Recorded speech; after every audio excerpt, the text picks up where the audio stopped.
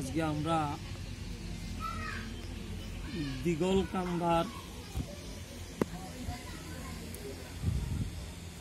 একটা ছোট্ট জায়গায় ছোট্ট একটা বাড়ির পরে ছোট্ট একটা ভিটার পরে আমরা গুটি কয়েক মানুষ এখানে উপস্থিত হতে পারলাম। যখনই কিছু সংখ্যক ব্যক্তিদ্বয়রা, ভদ্রদ্বয়রা, বৈষ্ণবদ্বয়রা যখনই এখানে উপস্থিত হলেন, তারা সর্বপ্রথমে কি নিয়ে আসলেন? আমরা যখন আত্মীয়র বাড়ি যাই একটু হলেও একটু মিষ্টি নিতে চেষ্টা করি, তা না হলেও এক প্যাকেট বিস্কুট নিতে চেষ্টা করি, তা না হলেও এক প্যাকেট চানাচুর নিতে চেষ্টা করি। আর যদি সামর্থ্য না হয় তাহলে আমরা খালি হাতেও যেতে পারি। কিন্তু ভক্ত বৈষ্ণবদেরকে যদি ডাকা হয় তাহলে তারা হাতে করে নিয়ে এসে উপস্থিত হন না, উপস্থিত হন মুখে করে নিয়ে। কি মুখে করে নিয়ে উপস্থিত হন? সেই পরিবেশটাই ভদ্র মহোদয়রা এই মল্লিক ভবনে সেই পরিবেশটা তারা তৈরি করেছেন। যেহেতু যেই বাড়িতে একটা মন্দির স্থাপিত হয়, সেই বাড়িটি যখনই ত্রিসন্ধ্যা, যখনই হরিনামের ধ্বনি, কৃষ্ণ নামের ধ্বনি ওঠে, সেই বাড়িটি তখন তীর্থ সমতুল্য হয়ে যায়। আর সেখানে ভক্তিমতী ভক্তবৃন্দেরা যখন ওই উদয় হয়, মিষ্টি তো আত্মীয় স্বজনেরা আনেই বটে, আর ভক্ত বৈষ্ণবেরা যারা এই বাড়িস্থ বা উদয় হন, তখন তারা মুখে করে আনে, হাতে করে আনে না। একমাত্র মধুমাখা হরিনাম কৃষ্ণ নাম তারা মুখে বাড়িটাকে ফুলের বাগান করে দেয়, বাড়িটাকে সুসজ্জিত করে দেয়। একটু আগেই তার প্রমাণ পেলাম যে ভক্তরা ওই বড়ইহাট থেকে আস্তে আস্তে হেঁটে হেঁটে এসে ওই পথের ধুলি কুড়াতে কুড়াতে ওই নামময় হয়ে মধুমাখা হরিনাম মুখে এসে এখানে ঢেলে ঢেলে দিল। এখানে সেই হরিনাম কৃষ্ণ নাম ঢেলে দিল, সেখানে গড়াগড়ি গেল, সেখানে ছোটা নিয়ে নর্তন কীর্তন হলো। তাতে আমাদের কি পরিচয় হলো? আমাদের ফল কি হলো? আমাদের কি স্বরূপত লাভ হলো? আমাদের এইটুকুনি লাভ হতো যদি আমরা বাড়িতে বসে থাকতাম। এই ভাব আমরা দর্শন করতে পারতাম না। বাড়িতে যদি বসে থাকতাম, এই প্রেমের যে ক্রন্দন এ আমরা শুনতে পেতাম না। আমরা যে কান্না শুনতে পেতাম, সেই কান্না হলো মায়া জড়ীভূত কান্না। আমরা যে কান্না বাড়ি বসে শুনতাম, সেই কান্না হলো অর্থের কান্না, সেই কান্না হলো স্বার্থের কান্না। আর এই দিগলকান্দিতে আজকে মল্লিক ভবনে এসে যে মহাত্মার উদ্দেশ্যে আমরা এখানে উপস্থিত হয়ে বসে বসে ক্রন্দনের ধ্বনি শুনলাম, সেই ক্রন্দন হলো কৃষ্ণ প্রেম ও হরি প্রেমের মহাসমারোহের কান্না। যে কান্না শুনলে পরে জগৎ জীবের সমস্ত দুঃখ দূরীভূত হয়ে যায়। আমরা এখানে বসে বসে সেই ক্রন্দন ধ্বনি শুনলাম। হে ভগবান, যে কান্না শুনলে আমাদের কবি বিজয় গাইলেন, হে দেবেশ তুমি কান্না বড় ভালোবাসো, কান্নার মাঝে তুমি আসো, ব্যথা দিয়ে ব্যথা হারি, ব্যথা তুমি নাশো। কি বললেন? তুমি কান্না বড় ভালোবাসো, কান্নার মাঝে তুমি আসো, ব্যথা দিয়ে ব্যথা হারি, ব্যথা তুমি নাশো। ভগবান যেখানে আসতে বাসনা করে, ভগবান যেখানে আসতে ইচ্ছে করে, হে তাদেরকে কিন্তু একটা ব্যথা দিয়ে দেয়। আজকে ব্যথা দিয়ে দিল। কি ব্যথা দিয়ে দিল? পিতৃদেব চলে গেছে, বিয়োগ ব্যথা। দেখেন, যোগের ব্যথা না, বিয়োগের ব্যথা। দাদা গীতায় ব্যাখ্যা করেছেন, যোগ মানে প্রভাব, আর যোগ মানে দ্বিগুণ, চতুর্গুণ, 5 গুণও হতে পারে। যোগ মানে 1-এর সঙ্গে 1 দিলে 2 হয়ে গেল, 2-এর সঙ্গে 6 দিলে 10 হয়ে গেল, 10-এর সঙ্গে 6 দিলে 16 হয়ে গেল। যোগ এ হয় একটা প্রভাবে। আংশিক ব্যাখ্যা করেছেন প্রভাব, যোগ মানে প্রভাব। কিন্তু আরেকটি ব্যাখ্যা ব্যাকরণ করছে, যোগ শব্দের অর্থ একের অধিক। আপনি এক দিয়ে যত দিবেন ততই বর্ধিষ্ণু হবে, ইহা হলো যোগ। তাহলে কি আজকে আমাদের সম্মুখে কি তুলে ধরেছেন? মোক্ষ যোগ। মোক্ষ মানে কি? মুক্তি। এই মুক্তি যোগ। তাহলে আমাদের একের অধিক কি হয়েছে? আমাদের একের অধিক হয়েছে ভক্তি। যদি ভক্তি, যিনি চলে গেছেন, কি নামটা যেন? কিনারাম মল্লিক মহোদয় চলে গেছেন। তিনি যখন চলে গেছেন, তিনি কি রেখে গেছেন? সন্তান সন্ততি রেখে গেছেন। আর তার পিতৃ পূর্বপুরুষের যে ভিটেমাটি তা রেখে গেছেন। ইহা তিনি রেখে গেলেন কেন? আমাদের ব্রহ্মার নির্দেশ অনুসারে পৃথিবীর বুকে তুমি এসেছো, সৃষ্টিকে রক্ষা করো, পিতৃ মাতৃ ভাতৃ ভিটাকে তুমি অক্ষুণ্ণ রেখে যাও। যাদের জন্য তুমি রেখে যাবা তাদের জন্য এমন একটা কারুকলা বা চারুকলা তুমি তৈরি করে রেখে যাও যা চিরদিনের জন্য অক্ষুণ্ণ থাকে। তিনি একটা মন্দির স্থাপিত করেছেন বা সন্তানদেরকে উৎসাহের প্রেরণা দিয়েছেন। সে কার জন্য? নিজের জন্যই নিজে করেছেন। যেই মন্দিরটি স্থাপিত করলে আমার পুত্রবধূরা, আমার ছেলেরা সেখানে প্রতিনিয়ত সন্ধান দিক দিবে, সে আমার জন্য নয়। আমার যে অনন্ত কোটি পুরুষগত হয়ে গেল, সেই ব্রহ্মা থেকে এই পর্যন্ত আমার অনন্ত কোটি পুরুষগত হয়ে গেল, যদি মন্দির নির্মিত করে ওই রাধা গোবিন্দের বিগ্রহকে, ওই অনুকূল চন্দ্রের, ওই হরিচন্দ্রের যে কোনো অবতারের বিগ্রহ প্রতিষ্ঠিত করে সেখানে যদি সন্ধান দিক দেওয়া যায়, সেখানে যদি গুরু বন্দনা করা যায়, মধুময় কৃষ্ণ নাম করা যায়, তাহলে সেই ব্রহ্মা সহ পূর্বপুরুষের সেখানে আগমন হয়। হতে হতে হতে হতে একটা পথ তৈরি হয়ে যায়। সেই পথ বেয়ে ভক্তবৃন্দ আসে দিয়ে সেখানে তীর্থ সমতুল্য ক্ষেত্র হয়ে যায়। সেই ক্ষেত্রে আমরা নরধম উপস্থিত হতে পেরেছি। তাহলে কি হলো? আমাদের বিয়োগে যোগ হলো।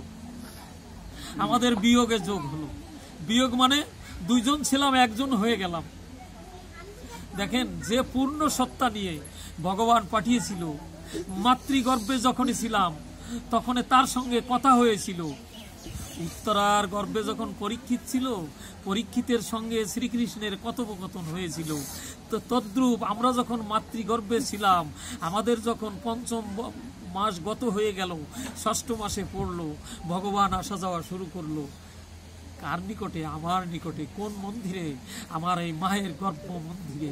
এই জন্য স্থূলের দেবতা আমার পিতৃমাতৃ দেব দেবী, এর চাইতে যতই গুরু করি, যতই স্মরণ মনন করি, আমাদের এই স্থূলের জগতে এই পিতামাতার চাইতে আমাদের আর বড় কোনো দেবতা হতে পারে না।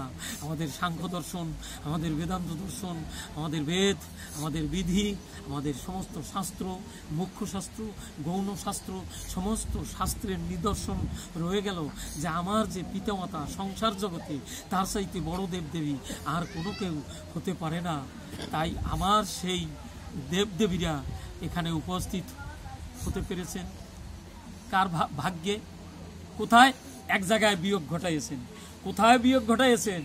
নাতি ছেলে বলছে, ঠামা গরম পড়ে গেছে, তুমি মহোৎসবে যেও না। অমায়রা কি বলছে না, ঠাকুর দাদা তুমি ওখানে যেও না, গরম পড়ছে। কাকা দিনটা ভালো না। আমার সুশীল দাদাও বলছে গরমে শরীরটা ভালো লাগছে না, কিন্তু তে আনন্দ হয়ে গেছে। ভাগবত কথা বলছে, মায়েরা যখন উলুধ্বনি দেয়, সেই উলুধ্বনি স্বর্গবেদী যায়। দেখেন আমাদের দেশে দেখেছেন, একজনের হাত থেকে একজন একটা বস্তু চেলে চেলে দেয়, ধরিস, এরকম বলে না, ধরিস, সে অমনি ধরে বসে। যেমন ভলিবল খেলা, এইভাবে খেলা হচ্ছে, আর একজন হাত পেতে ধরে বসছে। আমাদের বাস্তব জগৎ, এই খেলা খেলছেন আমার ভগবান। আমাদের মায়েরা যখন উলুধ্বনি করে দান, আমার ভগবান গোলক ধামে হাত পেতে রন। এই উলুধ্বনি যখন ঝাঁকে ঝাঁকে প্রবিষ্ট হন, ওই গোলকের পরে যান, কোনো যানবাহন লাগে না, এমনিতেই ইথারে ভেসে ভেসে, তরঙ্গে ভেসে ভেসে তার স্বকীয়তা লাভ করে সেই গোলকের পরে যখন ভগবান হাত পেতে থাকে, এ মঙ্গল সুর, মঙ্গল ধ্বনি, মঙ্গলের উচ্চারণ, তখনই ভগবান হাত গ্রহণ করে দেবতারা যখন হয়, দেবতাদের ডাক দিয়ে কয়, সে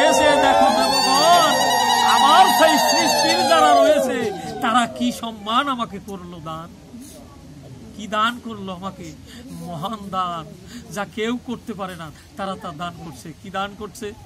আমারই গুণকথা, আমারই কীর্তি কথা করেছে কীর্তন, তার সঙ্গে মঙ্গলধ্বনি করেছে উচ্চারণ।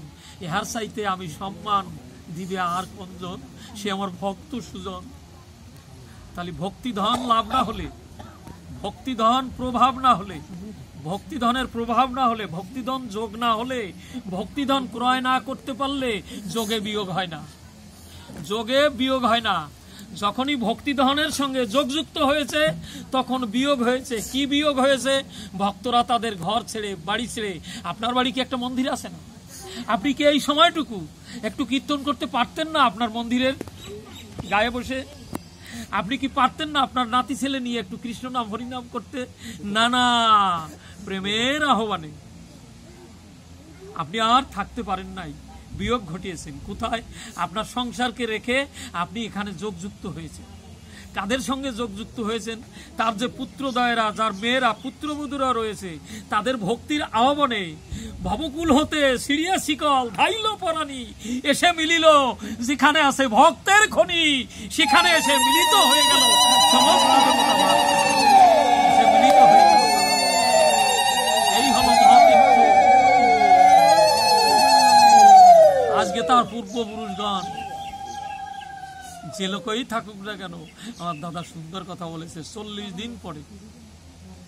আজকে দেখেন আমাদের কাছে 1 বছর তিনি বলেছেন, আর ওই লোকে মাত্র একটা দিন। আজকে তার পূর্বপুরুষগণ নিয়ে বলছে, দেখো দেখো আমার অধস্তনেরা কি করছে, আমার উত্তরসূরিরা যাদের রেখে আসছি তারা কি করছে। আজকে ভগবান একটা মুক্তি দিল। একদিন মুক্তি দিলে যদি কোনো কেউ দুর্দশাগ্রস্ত হয়ে থাকে, আচ্ছা আমাদের লোক জগৎ, বাস্তব জগৎ, কোনো একটা মার্ডার কেসের আসামি যার যাবজ্জীবন হয়ে গেছে, তাকে যদি দেওয়া হয়, জামিন দেওয়া হয়, তখনই বোঝা যায় যে এর আর কোনো সাজা হবে না। আস্তে আস্তে সাজাটা মাফ হয়ে যাবে। কোর্ট করতে করতে করতে করতে আস্তে দেখা গেল তার সাজাটা মাফ হয়ে গেল। আমরা কি বুঝতে পারি? আমরা বুঝতে পারি যখন জামিন হয়ে গেছে তখন এর সাজা আর হবে না। যাবজ্জীবন হয়েছিল যখন, তা থেকে জামিন হয়ে গেছে, এর সাজা আর হবে না। আমরা কি বুঝতে পারি? আমাদের এই বাস্তব জগতে আমরা বুঝতে পারি যে আজকে তার পুত্রেরা প্রতি বছরের ন্যায় এবারও পিতামাতার কথা চিন্তা করেছে। তাহলে আমরা বুঝতে পারি আজকে আর দিনের জন্য তার সেই 14 পুরুষ বা 21 পুরুষ পর্যন্ত যদি কোনো কষাঘাতে কেউ কোনো দুর্দশাগ্রস্ত হয়ে থাকে, ভগবান বলছেন যে দেখো তোমার অধস্থনেরা উত্তরসূরিরা যে কর্ম করছে, আজকে তোমাকে সেখানে যেতে জন্য পারমিট করা হলো, পারমিশন দেওয়া হলো, তুমি সেখানে চলে যাও। আমাদের বিশ্বাস রাখতে হবে, আমাদের ধর্মীয় যে সংবাদগুলি আছে, আমাদের বিজ্ঞ যে মুখ্য শাস্ত্রগুলি আছে, তাতে আমরা যা পেয়েছেন, পণ্ডিতেরা যা আলোচনা করেছেন, আজকে আমাদের সেই পরম পুরুষেরা, আমাদের সেই পরপুরুষেরা এখানে অশরীরী অবস্থায় সেই ভগবত আলয় থেকে মুক্তির সোপান পেয়ে আজকে তারা এখানে এসেছে ধেয়ে। ভগবান যদি ইচ্ছা করে, আনন্দ তারা যদি লাভ করে যেতে পারে, তখন বলবে তুমি আমার জন্য কি এনেছো? তখন বলবে আমার অধস্থনেরা যে মধুময় হরিনাম দিয়ে আমার সেই পরিখানা ভরে দিয়েছিল, আমি আর কিছু আনতে পারি নাই, আমি তোমার নাম হাতে করে, তোমার প্রসাদ করে তোমার নিকট পৌঁছে এনেছি। তখন বলবে তোমার যদি কোনো কলুষ কালিমা পঙ্কিলতা থেকে থেকে আজ থেকে তা সমস্ত তোমার তিরোহিত হয়ে গেল, তোমাকে ক্ষমা করে দেওয়া হলো, তুমি আজ দেবলোকে প্রত্যাবর্তন করো, তুমি আজ সুরলোকে চলে যাও। তাহলে পুত্রেরা কি করতে পারে? এই জন্য পুত্র নাম, পুং নামে নরক হতে করতে পরিত্রাণ, এই জন্য পুত্র নাম দেন ভগবান। পুত্র হলো কুলের ভূষণ, সৎপুত্র কুলের ভূষণ। সৎপুত্র ব্যতিরিকে এই সব কর্মের সমাধান করতে পারে না।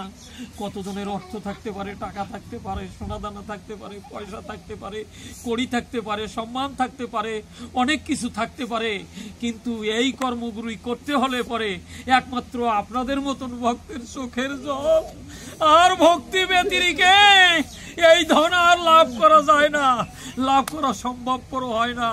তাই তাদের আশীর্বাদ করবেন, কৃপা করবেন তারা যেন এই সম্পদ নিয়ে যেন যতদিন পৃথিবীর বুকে থাকে তারা যেন করে যেতে পারে, এবং তাদের ঘরে যে সন্তানও আসে বা সন্তান ধরে তারাও যেন এসে তাদের সেই পিতামাতার মতন এই পূর্বের কাজগুলি যেন তারাও সমাধান করে যায়। এই দেখা দেখি করে জগৎ জীব যেন সকলে করে, সকলেই যেন মুক্তি পাওয়ার একটা উপায় তুলতে পারে। আমি তাদের পক্ষ হয়ে আমি একটু কথা বললাম। আমার সময় 20 মিনিট, কিন্তু আপনাদের এখানে আসলে এত ভালো লাগে, সে যে কি ভালো লাগে, সেই ভালো লাগার কথা আমি ভাষা দিয়ে বলতে পারবো না। বৃষ্টি কেমন লাগে? বৃষ্টি তো লাগে, কিন্তু বৃষ্টি যে কেমন লাগে তা মাত্র জীবাত্মা ভুলে গিয়েও পরমাত্মা পর্যন্ত তা অনুভূত করে। বৃষ্টি তো মিষ্টি লাগে। কোন মিষ্টি? আমাদের চিনি সন্দেশের মিষ্টি না, ভাগবত প্রেমিকের সঙ্গ যে একটা মিষ্টির সৃষ্টি হয়, সেই মিষ্টি যে কত ভালো লাগে তা পরমাত্মা পর্যন্ত তা জানে। জীবাত্মা জানে শুধু চিনি সন্দেশের মিষ্টির সংবাদ, জীবাত্মা এটুকুন জানে, এর নিচে আর জানতে পারে না। আর আমার পরমাত্মা জানে যেখানে ভাগবত সঙ্গ হয়, যেখানে কৃষ্ণ কথা হরি কথা হয়, সেখানে যে মিষ্টির হয়ে যায় উদয়। বৃষ্টির যখন বৃষ্টি হয়ে যায়, সেই বৃষ্টিতে স্নান করলে পরে একটা স্নানের গঙ্গা স্নানের তুল্য হয়ে যায়। সেই ফল জানে শুধু পরমাত্মা মহাশয়, আর কেউ জানতে পারে না। দশইন্দ্র না জানে না, ষড়রিপু না জানে না, ওই পঞ্চ আত্মা না জানে না, তার মধ্যে যে পরমাত্মা সে শুধু জানতে পারে। সে যখন সুখী হয় মানুষের তখন তন্ময়তার সৃষ্টি হয়। ওই মানুষ যখন তন্ময়তা হয়, এই জীব দেহ ত্যাগ করে তখন শিবদেহ লাভ করে। শিবদেহ লাভ করলে পরে ওই কৃষ্ণ নামের সামর্থ্য ধরে এই দেহের ভিতরে। যখন কৃষ্ণ নামের সামর্থ্য ধরে, যখন ওই কৃষ্ণ নাম জপ করে, তখন এই জীবী বৈষ্ণব হয়ে যায়। এই বৈষ্ণবের সঙ্গ করতে জন্য দেবতারাও বাঞ্ছা করছে, কবে আমার বৈষ্ণবের সঙ্গ হয়ে যাবে রে, কবে আমার বৈষ্ণবের সঙ্গ হবে। আজকে দেখেন ওরাকান্দির একটা দল এলো, আমার কথা ছিল নীলাম্বরী, ওরাকান্দির একটা দল এলো। আমার মনে হয় গুরুচাঁদের জন্ম জয়ন্তী হয়ে গেল 178তম। তার বয়সে 6 বছর পর থেকেই বারণী শুরু হলো একটু একটু করে। গুরুচাঁদ শুয়ে আছে, উমাচাঁদ শুয়ে আছে। এমন সময় শোভনা নামে একটা বয়োবৃদ্ধ মহিলা ওই বাড়িতে থাকে। ওই গুরুচাঁদ ও মহিলাকে দিদি বলে, ওই উমাচাঁদ ও দিদি বলে। শ্রী শ্রী হরিচাঁদ ঠাকুরের 2টি ছেলে, বড় গুরুচরণ, ছোট উমাচরণ। তো ওই মহিলাকে দিদি বলে। হঠাৎ করে ওই দিদি তো সর্বাধিক লক্ষ্য রাখে, বাড়ি কি হলো, কোথায় কি হলো, কোথায় কি হলো। দেখেন মায়ের চাইতে পিসি বেশি লক্ষ্য রাখে না, মাসি যদি আসে মাসি বেশি লক্ষ্য রাখে না। তো পিসিও না মাসিও না, এক জগতের পিসি মাসি হয়ে ওই বাড়িতে শোভনা আছে। হঠাৎ করে দেখে, তখন তো বিদ্যুৎ ছিল না, ক্যামেরা ছিল না, কোনো কিছুই ছিল না। হঠাৎ করে দেখে কি ওই বাড়িটা আলোকিত হয়ে গেছে। এই যে আমাদের যে বিদ্যুৎ, এই বিদ্যুতের ভাতি জ্বলছে, মানে বাল্ব জ্বলছে, বাংলায় বলে ভাতি। এই ভাতি জ্বলছে, বাতি না ভাতি, এই ভাতি জ্বলছে। যখন এই ভাতি জ্বলছে, ওই শোভনা বুড়ো বুড়ো মানুষ তো, বৃদ্ধ মানুষ, বয়োবৃদ্ধ, বুঝতে পারে নাই। তখন গিয়ে ডাক দিয়েছে, গুরুচরণ ওঠো, এ বাড়ি যেন কি হয়ে গেছে। তখন গুরুচরণ উঠছে, গুরুচরণ উঠে ডাক দিছে, বাবা ওঠো, আমাদের বাড়ি যেন কি হয়ে গেছে। বাবা ওঠে না, বাবা তো বুঝছে যে লীলা শুরু হয়ে গেছে। বাবা ওঠে না, যে লীলা শুরু হয়ে গেছে। তখন বাবা ওঠে না, বাবা তুমি উঠো না কেন, আমাদের বাড়ি হারাইয়ে গেল। গুরুচরণ বলছে, আমাদের বাড়িটা হারাইয়ে গেল। দেখে আমাদের বাড়ি যা ছিল তা নাই।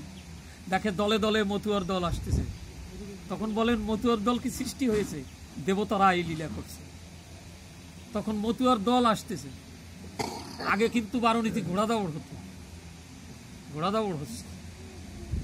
তারপরে দেখে স্বর্গ থেকে দেবতারা বাহন নিয়ে আসছে। মা দুর্গা বলছে, আমি কি করতে পারি?